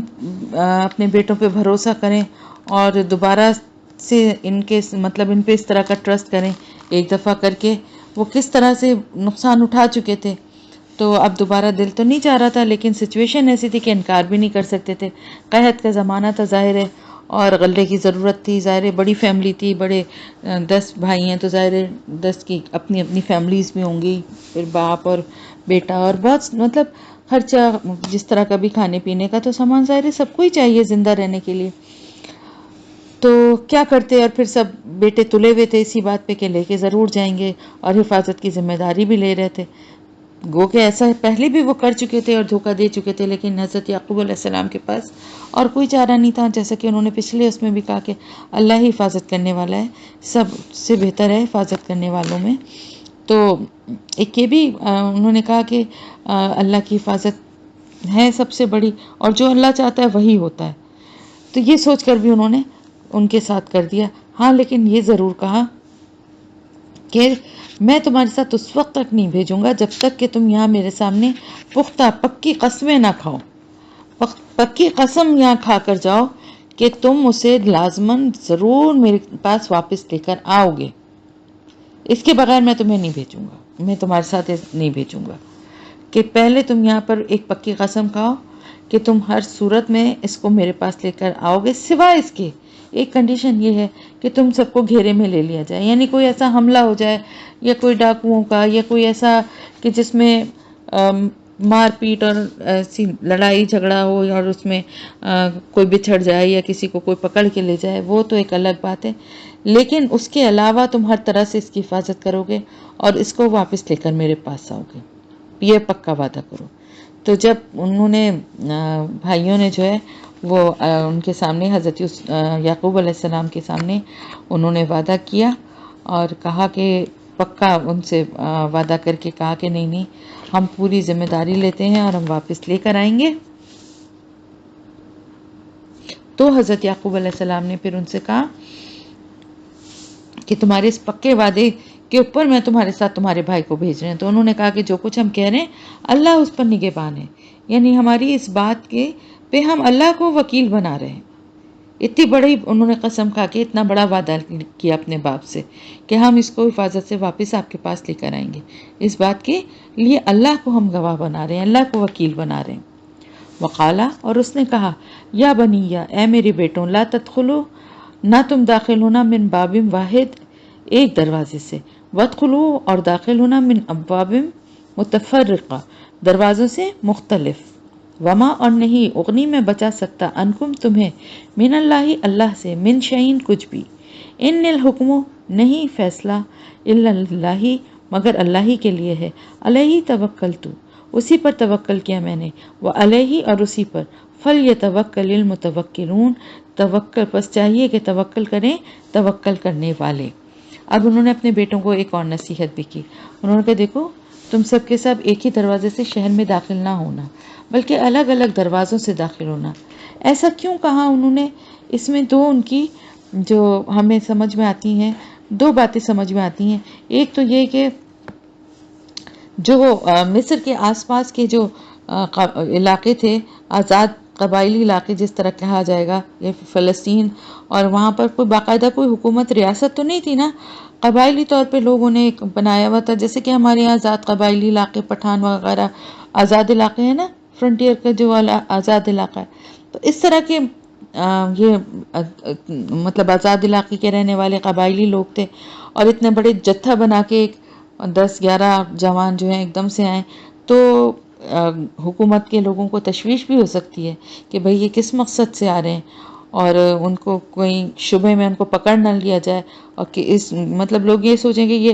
ویسے ہی قحط کا زمانہ ہے، پتہ نہیں اتنا بڑا جتھا بنا کے کوئی حملہ کرنے یا کوئی لوٹ مار کرنے کے لیے آئے. کیونکہ پچھلی آیت میں بھی انہوں نے کہا نا حضرت یعقوب علیہ السلام نے کہ تم اس کو واپس میرے پاس لے کر آنا، سوائے اس کے کہ تم کہیں گھیر نہ لیے جاؤ. تو اس سے بھی یہی بات پتہ چلتی ہے کہ ان کو یہ بھی خطرہ تھا. اس کے ساتھ ساتھ ایک اور بہت بڑے ریزن جو مفسرین نے بھی بتایا، اور مجھے خود بھی زیادہ وہی بات لگتی ہے کہ ماشاءاللہ کسی کے 8-10 بیٹے ہوں جوان، ظاہر حضرت یوسف علیہ السلام تو بے انتہا خوبصورت تھے، باقی بھائی بھی اچھی شکل صورت کے ہی ہوں گے، گمان غالب ہے. تو آزاد قبائلی علاقوں میں پلے بڑھے، ہاتھ پاؤں کے مضبوط، اچھے جوان، ایک دم سے 10-11 بھائی لڑکے جو ہیں وہ ایک دم آئیں لوگوں کی نظروں میں، تو لوگوں کی نظر میں آتے ہیں. اور نظر جو ہے وہ بعض دفعہ بہت بڑا نقصان بھی کر دیتی ہے. آپ کو پتہ ہے نا، نظر بد سے بچنا چاہیے. تو ایسے کام، اس سے دیکھیے، اس سے بھی ہمیں ایک سبق ملتا ہے کہ ہمیں بہت لو پروفائل میں رہ کے اپنے کام کرنے چاہیے، دکھا کے نہیں کرنا چاہیے. اپنے بچوں کی خوشیوں اور کامیابیوں کا ذکر ضرور کریں، لیکن ہر وقت بہت بڑھا چڑھا کے باتیں نہ کریں. یا کوئی اور بھی گھر کا معاملہ ہے تو اس کو بہت لوگوں کے سامنے نہ بیان کریں. کیا پتہ کسی کے ساتھ کیا مسئلہ ہے، کسی کا دل دکھا ہوا ہے، کسی کو آپ کی بات اچھی نہیں لگ رہی. اور بعض دفعہ تو ایسا ہوتا ہے کہ صرف نظر ہی لوگوں کی ایسی ہوتی ہے کہ وہ کھا جاتی ہے. اور میں نے اس چیز کی کبھی آپ لوگوں کو بتاؤں گی تفصیل کہ میں نے بہت بہت قریب سے یہ معاملات دیکھے ہیں نظر کے. میں نے لاکھ کے گھر کو خاک ہوتے دیکھا ہے، اور میں نے بہت تباہی دیکھی ہے. یہ نظر جو ہے نا، یہ بہت بری چیز ہے، بہت ہی بری چیز ہے. تو صبح شام کے اذکار ہم پڑھتے ہیں نا، سب اس کا معمول بنائیے، اپنے بچوں کو اس کا پابند بنائیے، اور حاسد اور دشمن اور ہر بری نظر رکھنے والے کے شر اور حسد سے پناہ مانگتے رہیں. قلاذب ناز جو ہم پڑھتے ہیں اس میں یہی ہر انسان اور جن اور ہر مخلوق کے شر سے جو ہے، اس کے حسد سے، یہ دونوں معوذتین جو ہیں، قل اعوذ بالفلق اور قل اعوذ بالناس، یہ اسی لیے پڑھی جاتی ہیں تو صبح شام 3 دفعہ ضرور پڑھیں، اپنے اوپر پڑھیں، گھر پہ پھونکیں، بچوں پہ پھونکیں، اور بچوں کو بھی کوشش کریں کہ وہ خود بھی پڑھا کریں، اگر ان کو نہیں یاد رہتا تو یاد دلایا کریں۔ تو یہ بھی ایک بات تھی کہ ایک دم سے یہ میرے بیٹے جو ہیں وہ لوگوں کی نظروں میں نہ آئیں اور لوگ ٹوکے نہ، کہہ رہے اتنے سارے بیٹے ہیں ان کے، اتنے جوان خوبصورت یہ لڑکے، ان کے ایک ساتھ یہ سب بھائی ہیں، تو کہیں یہ ٹوک نہ لگ جائے۔ تو انہوں نے یہ بات کہی کہ آپ جو ہیں تم لوگ جو ہو وہ ایک دروازے سے نہ جانا، الگ الگ دروازوں سے جانا، تاکہ کسی کو پتہ نہ چلے کہ یہ سب ایک ساتھ ہیں، اور اس طرح سے کسی کی نظروں میں نہ آئے۔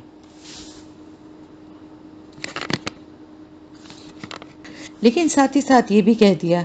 کہ وما اغنی عنکم من اللہ من شیء، میں تم کو بچا نہیں سکتا اللہ کے فیصلے سے کچھ بھی۔ یعنی دیکھیں، سب کچھ احتیاط کرنے کے باوجود، سب کچھ پڑھنے کے باوجود بھی بعض دفعہ نظر بد کا بھی انسان شکار ہو جاتا ہے، اور بعض دفعہ کسی اور بری چال کا بھی انسان شکار ہو جاتا ہے۔ تو یہ بات ذہن میں رکھنا چاہیے کہ اللہ تعالیٰ اگر نہ چاہے تو کوئی نقصان نہیں پہنچا سکتا، اور اللہ تعالیٰ اگر نہ چاہے تو کوئی نظر نہیں لگ سکتی۔ اس کا یہ مطلب نہیں ہے کہ اگر کسی کو لگ رہی ہے یا کسی کا نقصان ہو رہا ہے تو وہ اللہ چاہ رہا ہے۔ اللہ نے دنیا بنائی ہے نا، اس کی اپنی حکمت اور اپنے فیصلے ہیں۔ بعض دفعہ کسی تکلیف کے ذریعے بہت کچھ وہ اپنے بندوں کو نوازنا چاہتا ہے، بعض دفعہ کسی پریشانی۔ اور دیکھیں نا، حضرت یوسف علیہ السلام کو ان کے بھائیوں نے حسد میں کنویں میں پھینکا تھا، لیکن حضرت یوسف علیہ السلام کے لیے کتنا اچھا ہو گیا۔ تو کہنے کا مقصد صرف یہ ہے، احتیاط کریں، اللہ کے کلام سے مدد لیں، اور اس کے بعد بھی یہ بات یاد رکھیں، اپنے ذہن میں رکھیں، جو کہ حضرت یعقوب علیہ السلام نے کہا کہ اور میں تم کو بچا نہیں سکتا اللہ کے فیصلے سے کچھ بھی، یعنی میں اللہ کے کسی فیصلے کو تم لوگوں سے ٹال نہیں سکتا۔ اگر اللہ کی مشیت میں ہے کہ تم لوگوں کو کوئی نقصان پہنچے گا تو میں اس کو روک نہیں سکتا۔ یہ تو صرف ایک انسان کی کوشش ہے نا، وہ انسان اپنے لیول تک کوشش کرے، احتیاط کرے، دعائیں پڑھے، اپنے اوپر پھونکے، اپنے گھر پہ بچوں پہ پھونکے، جو احتیاطی تدابیر کر سکتا ہے وہ کرے۔ لیکن اگر اللہ کی مشیت ہے کہ کچھ ہونا ہے تو پھر وہ ہوتا ہے، پھر اس پہ کو اللہ کا فیصلہ سمجھ کے اس پہ راضی ہو، اور پھر اللہ سے ہی مدد مانگے جو اس پریشانی یا مشکل سے نکال سکتا ہے۔ تو حضرت یعقوب علیہ السلام نے یہ کہا اپنے بیٹوں سے ان کو بھیجتے ہوئے کہ میں بھی اللہ پر ہی توکل کرتا ہوں، اور تمہیں چاہیے کہ تم بھی، ہر توکل کرنے والے کو چاہیے کہ وہ اللہ پر ہی توکل کرے، یعنی اپنے طور پہ احتیاط کرے، اپنے طور پہ تمام اسباب اختیار کرے۔ یہ نہیں کہ ہاتھ پہ ہاتھ رکھ کے بیٹھ جائے کہ بھائی وہ تو اگر اللہ کا حکم ہوگا تو ہوگی ہی ایسی بات، اگر اللہ کا حکم ہوا تو مجھے نقصان ہوگا ہی، اگر اللہ کا حکم ہوا تو نظر لگے گی، نہیں ہوگا تو نہیں لگے گی، یہ بات نہیں ہے۔ پھر یہ دعائیں، یہ قرآن، یہ سب چیزیں کس لیے آپ کو بتائی گئی ہیں؟ اس لیے عقل بھی دی گئی ہے، اب اتنا زیادہ لوگوں کی نظروں میں نہ آئیں، معاملات کو چھپا کے رکھیں، اور ساتھ ہی ساتھ قرآن سے، دعاؤں سے مدد لیں۔ اس کے باوجود بھی اگر کچھ ہوتا ہے تو پھر اللہ پہ توکل کر کے معاملے کو چھوڑ دیں اور اسی سے مدد مانگیں۔ وہی اس مشکل سے، جس مشکل میں بھی وہ ڈالتا ہے، نکالنے والا بھی وہی ہے۔ ولما، اور جب دخلوا، وہ داخل ہوئے، من حیثو، جہاں سے امرہم، حکم دیا تھا انہیں، ابوہم، ان کے والد نے، ما کانا، نہ تھا کہ، یغنی، کام آتا، انہم، انہیں، من اللہ، اللہ سے، من شیء، کچھ بھی، الا، مگر، حاجتن، ایک حاجت تھی، فی نفسی، دل میں، یعقوبہ، یعقوب علیہ السلام کے، قضاہا، اس نے پورا کیا اس کو، وَإِنَّهُ، اور بے شک وہ، لذو علم، البتہ علم والا تھا، لما، واسطے اس کے، جو علمناہ، سکھایا تھا ہم نے اسے، ولیکن، اور لیکن، اکثر الناس، اکثر لوگ، لا یعلمون، نہیں وہ علم رکھتے۔ اب آپ یہ دیکھیں کہ یہاں پر کیا مطلب ہوا اس کا مطلب یہ کہ حضرت یعقوب علیہ السلام کے دل میں ایک کھٹک سی تھی، یعنی ان کا دل تھوڑا سا، اللہ تعالیٰ فرما رہے نا کہ ان کو یہ پتا تھا کہ فیصلہ آخر کار وہی ہوتا ہے جو اللہ چاہتا ہے، لیکن انہوں نے اپنے طور پہ پوری احتیاطیں کی۔ سب سے پہلے تو بیٹوں کو منع کیا، پھر ان کو یاد دلایا کہ کس طرح پہلے بھی وہ یہ کام کر چکے ہیں، اور اب اگر وہ لے کے جانا چاہ رہے ہیں اپنے سوتیلے بھائی کو تو اس اللہ کے نام پر ان سے عہد کر کے وعدہ کر کے جائیں کہ اس کی حفاظت کریں گے. اور پھر سچویشن جو وہاں کی جو سیاسی سچویشن تھی اس کو بھی دیکھتے ہوئے اور اپنے بیٹوں کے ایک ساتھ جانے سے لوگوں کی نظر لگنے کی وجہ سے بھی اس سے بھی ان کو بچنے کے لیے تدبیر بتائی کہ الگ الگ دروازوں سے داخل ہونا. لیکن ساتھ ہی ساتھ ان کو یہ بھی معلوم تھا کہ اصل حفاظت اللہ کی حفاظت ہے. بھروسہ انہوں نے اپنی ان تدبیروں پر، اپنے ان مشوروں پر، اپنی ان باتوں پر نہیں کیا بلکہ اللہ ہی کے فضل پہ کیا. اور ہمیں بھی اللہ ہی کے فضل پہ کرنا چاہیے. ہم جو بھی دعائیں پڑھیں، جو بھی اسباب یا تدبیر اختیار کرتے ہیں حاسدوں کی شر سے بچنے کے لیے، مشکلات سے بچنے کے لیے، ہم اس کے بعد بھی یہ بات ذہن میں رکھیں کہ یہ سب کچھ کرنے کے بعد بھی اصل حفاظت جو کرنے والی ذات ہے وہ اللہ تعالیٰ کی ہے. تو ہماری ان تدبیروں سے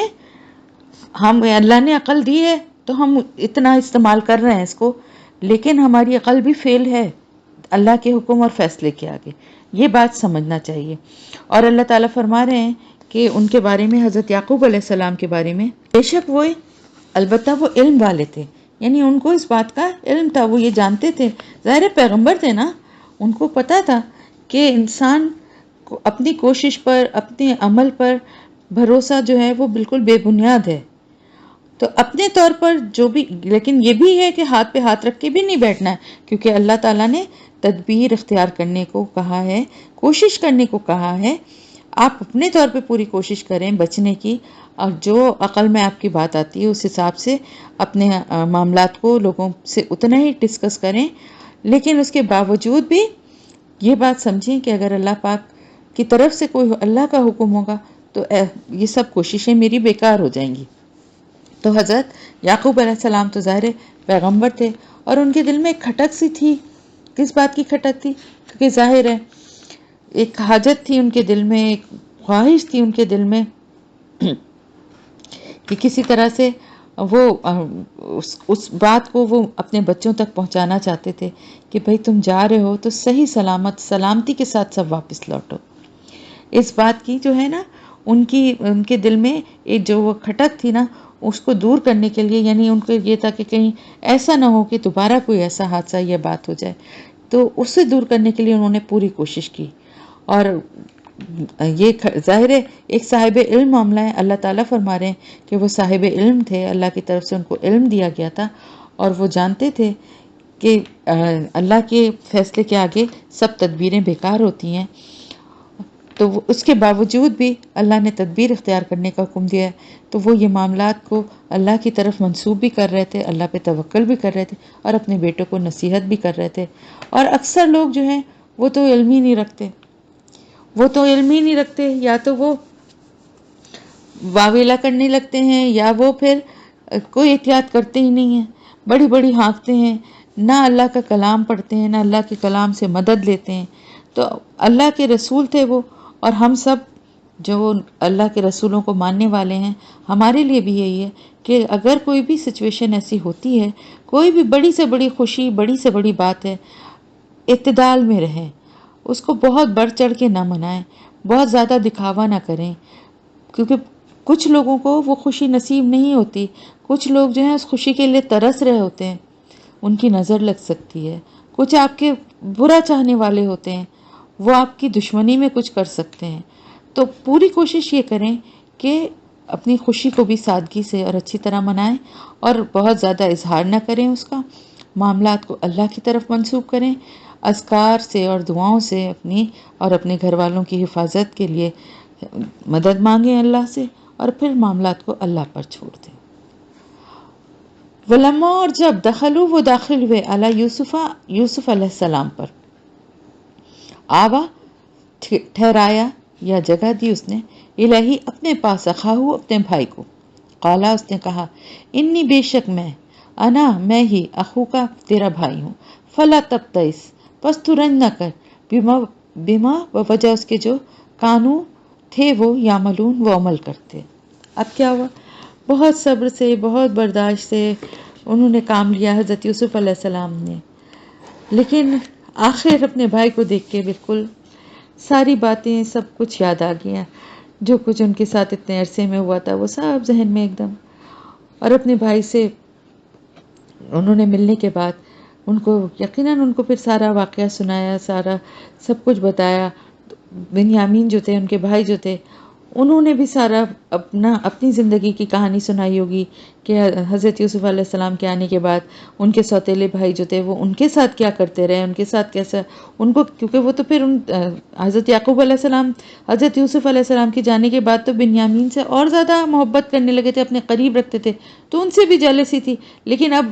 حضرت یعقوب علیہ السلام ان بھائیوں پہ ذرا بھی بھروسہ کرنے کو تیار نہیں تھے اور اپنے سے دور ہی نہیں کرتے تھے. لیکن جہاں موقع ملتا تھا ان کو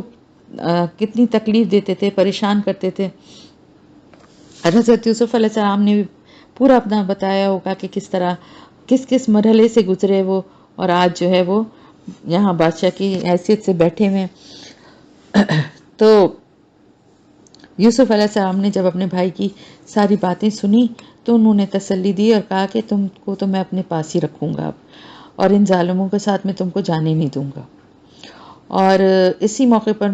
گمان ہے کہ ان لوگوں نے یہ بھی طے کیا ہوگا کہ کس طرح سے بنیامین کو مصر میں روک کے رکھا جائے، کیونکہ ظاہر بھائی تو چھوڑ کے جانے والے نہیں تھے. باپ نے اتنی بڑی قسم اور اتنا سب ان سے عہد لے کے ان کو بھیجا تھا. اور یوسف علیہ السلام یہ نہیں چاہتے تھے کہ ابھی جو ان کی شخصیت پر پردہ ہے وہ اٹھ جائے، اور وہ اپنے آپ کو ظاہر نہیں کرنا چاہتے تھے. ابھی اس میں ایک مصلحت تھی، تو اس لیے وہ یہ معاملات جو تھے ان کو کھولنا نہیں چاہ رہے تھے، اور وہ چاہ رہے تھے اسی طرح سے اسی سچویشن میں کسی طرح میں اپنے بھائی کو روک لوں. فلما، پھر جب جہزہم، اس نے تیار کر کے دیا انہیں، بھی جہازہم، سامان ان کا، جعلا، اس نے رکھ دیا، السقایا، پانی کا پیالہ یا آب خورا، فی رحلی، سامان میں، اخی، اپنے بھائی کے، ثم، پھر، اذنا، پکارا، مؤذن، ایک پکارنے والے نے، ایتھا العیر، اے قافلے والو، انکم، بے شک تم، لسارقون، البتہ چور ہو. اب یہ ڈیسائیڈ کیا تھا حضرت یوسف علیہ السلام نے کہ ظاہر ہے جب پتہ چلا کہ بھائی جو ہے اس کے ساتھ اتنا ان لوگوں کا، بھائیوں کا، باقی بھائیوں کا جو سلوک ہے وہ بہت خراب ہے، اور وہ کیونکہ جیسے حضرت یوسف علیہ السلام کو ستاتے تھے اور ان سے جلتے تھے، حسد کرتے تھے، اسی طرح بنیامین سے بھی کرتے ہیں. تو انہوں نے اپنے چھوٹے بھائی کو تسلی دی، اور یہ مطلب یہ بھی خوشی تھی کہ اللہ نے ان کو ملوا دیا اپنے بھائی سے، اور ویسے بھی دل نہیں چاہ رہا تھا کہ ان کو اپنے سے دور کریں. اور پھر یہ بھی اندازہ تھا کہ بھائی ان کے ساتھ بہت سخت سلوک کر رہے ہیں، خراب سلوک کر رہے ہیں. اور پھر کچھ اور بھی معاملات تھے کہ ظاہر باپ کو بھی اس بہانے باپ سے بھی ملنا تھا، اور آہستہ آہستہ یہ سارے معاملات کو کلیئر بھی کرنا تھا. تو اس کے لیے ایک پلاننگ کی، اور یہ کہ ایک پیالہ جو تھا پانی پینے کا وہ سامان میں جو ہے وہ چھپا دیا گیا. اور یہ حضرت یوسف علیہ السلام ظاہر ہے ابھی بتانا نہیں چاہ رہے تھے اپنے بھائیوں کو، اور بھائی کو اس کے بغیر روک نہیں سکتے تھے. تو یہ جو آیت ہے جس میں یہ بتایا گیا ہے کہ حضرت یوسف علیہ السلام نے جو ہے وہ پیالہ ملازموں کے ذریعے رکھوایا یا خود رکھا، تو یہاں پر اندازہ یہی ہوتا ہے کہ جو وہ ان کے غلام تھے ان کو اس بارے میں کوئی علم نہیں تھا، بلکہ جو سامان تھا ان کا، ظاہر بنیامین تو بھائیوں کے ساتھ ہی رہ رہے تھے نا، تو انہوں نے وہ پیالہ لے جا کر جو ہے اس سامان میں رکھ دیا ہوگا. تو جب قافلے والوں نے جو بادشاہ کے جو غلام تھے، جو انہوں نے جب دیکھا کہ وہ پیالہ غائب ہے، بادشاہ کا پیالہ تھا اور وہ غائب ہے، اور اس کو جب ڈھونڈا اور وہ نہیں ملا، تو انہوں نے پھر یہ مطلب اعلان کرنا شروع کر دیا کہ قافلے والوں میں سے کسی نے جو ہے بادشاہ کا یہ خصوصی، کہا یہ جاتا ہے کہ وہ خصوصی جام تھا یا جس میں پیا جاتا ہے پانی، وہ سونے کا تھا اور بہت قیمتی تھا. تو قافلہ تو چل پڑا تھا، لیکن جب یعنی بنیامین بھی ان کے ساتھی تھے اور وہ سب واپس جا رہے تھے کہ جب وہاں تلاشی ہوئی اور وہ پیالہ نہیں ملا، سونے کا پیالہ نہیں ملا، تو کیونکہ یہ قافلے والے ہی ٹھہرے تھے آ کے، اور تو ان پہ شک گیا اور انہوں نے آواز لگا کے ان کو روک لیا اور کہا کہ تم لوگ تو چور ہو، اور ہمارے یہاں سے کوئی چیز چوری ہوئی ہے اور ہمیں شک ہے کہ وہ تم لوگوں نے چرائی ہے. قالو، انہوں نے کہا، वअक़बलू और वो मुतवज्जह हुए अलैहिम उनकी तरफ, माज़ा तफ़क़िदून क्या चीज़ तुम गुम पाते हो, या क्या चीज़ तुम कम पाते हो। अब वो भाई काफिला रुका ज़ाहिर है और वो सब उनकी पुकार पे उनकी तरफ मुतवज्जह हुए। वो सरकारी जो मुलाजिम जो थे वो दौड़े उनको रोकने के लिए काफिले के, और कहा कि भाई तुम रुको, तुम हमारे बादशाह का मतलब प्याला चोरी हुआ तो तुम ही चोर लगते हो। तो उन्होंने वो भी रुक गए और उन्होंने उनकी तरफ तवज्जो की और कहा कि भाई क्या चीज़ कम पाते हो, किस चीज़ का मतलब तुम ये इल्ज़ाम लगा रहे हो। कालू उन्होंने कहा नफ़क़िदु हम कम पाते हैं, सुआ अल मलिकी पैमाना बादशाह का। देखें यहाँ पर क्या लफ्ज़ इस्तेमाल किया है, बादशाह का। ये नहीं कहा कि हमारे जो वज़ीर हैं या जो हमारे कोई सल्तनत के बड़े हाकिम हैं, बल्कि कहा बादशाह का। सुआ पैमाना अल मलिकी बादशाह का, वलीमन और उसके लिए जो जा लाए भी उसे हिमलू व ईर उसे बोझ है एक ऊँट का, व अना और मैं भी साथ उसके ज़ईं जिम्मेदार हूँ। अब उन मुलाजिमों का जो अफसर था या जो उनका इंचार्ज था उसने ये बात कही, उसने कहा कि भाई हमारे बादशाह का जो है ना वो प्याला सोने का जो जिसमें वो नहीं मिल रहा है, और जो भी उसको लेकर आएगा उसको हम एक ऊँट के बोझ के बराबर गल्ला देंगे, मैं जिम्मेदारी लेता हूँ। यानी अगर मतलब ये था कि अगर किसी ने ले लिया है तो वो वापस कर दे, उसको कुछ नहीं कहा जाएगा, उसको एक ऊँट के बराबर गल्ला भी दिया जाएगा।